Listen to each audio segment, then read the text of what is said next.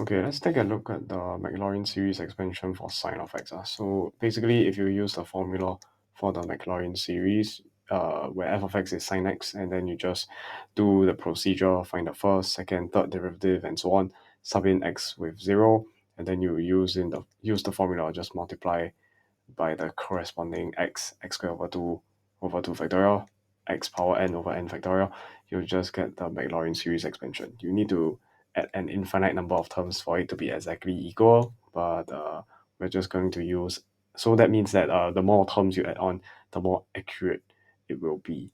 So let's just demonstrate graphically why graphically that it works. Let's look at sin x. So sin x is equals to x minus x cubed over 3 factorial plus x power 5 over 5 factorial, then minus and plus and minus and plus. So in general, the rth term is really just this formula over here, right? So let's demonstrate using decimals how it would look. So if you just follow the formula, what you'll get is sin x. Let me just hide this old graph first. Sin x looks like this red color curve here.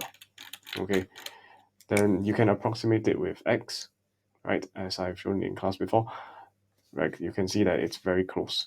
It's almost exactly the same, right?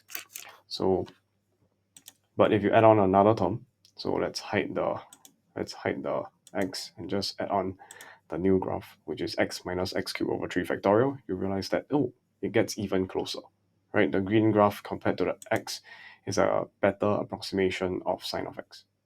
Sin of x being the red color curve, right? The green is bending closer towards the actual red color sin x curve. And now if we add on yet another term, the x power 5 over 5 factorial term, what we'll end up with is a purple color curve. Compared to the green one, it bends even closer towards the red color curve, which means that it's a closer approximation of sin of x. And let's just add on one more term, minus x power 7 over 7 factorial. Compare the black with the purple, you realize the graph bends even closer towards the sin x red color curve. Let's just add on one last term. You get the idea. The orange color curve bends even closer towards the red curve compared to the black, right? So that means that as you add more and more terms in a specific way, your curve will get closer and closer, will be a closer and closer approximation of the actual sin x curve. So in general, you can come up with this fancy summation formula. I just use dotted lines to make it look different from the rest. Yeah. How do you get this formula? It's really just from this guy over here, the general rth term of the sin x. In this case, I rewrote it as the nth term. So instead of r, I change it to n, and then I use summation notation for different values of n, right? In this case, n goes from 0 all the way to a. I made it a letter a so that we can modify the value of a over here, right? You just have to drag this around and you can change the value of a. Then you can see what happens to the graph.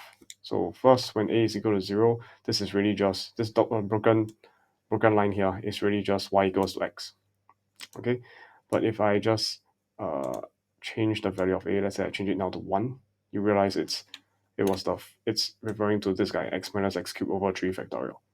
You can substitute a equal to 1 into this summation on your own and check that it will be the same as x minus x cubed over 3 factorial.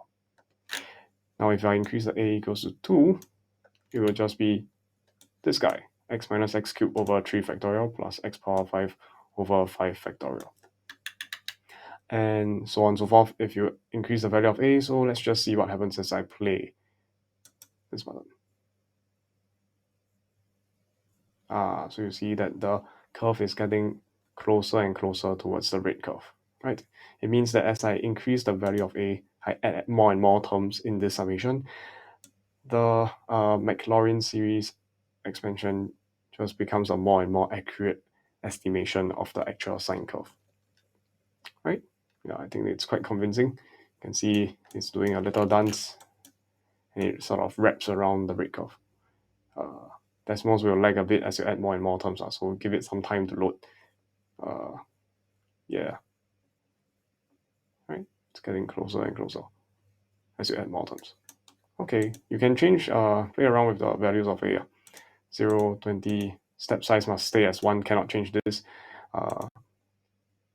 because we are dealing with summation. They must be integers. Yeah, so you must start from a 0. This one don't change, but this 20 you can change. You can change it to, let's say, I don't know, I'll make it too dramatic, 30. So if you make it too big, it will lag a lot. If you change it to 30 and you press the play button, it will just automatically move all the way from 0 all the way to 30. It just bends more. Okay. Yeah, that's it.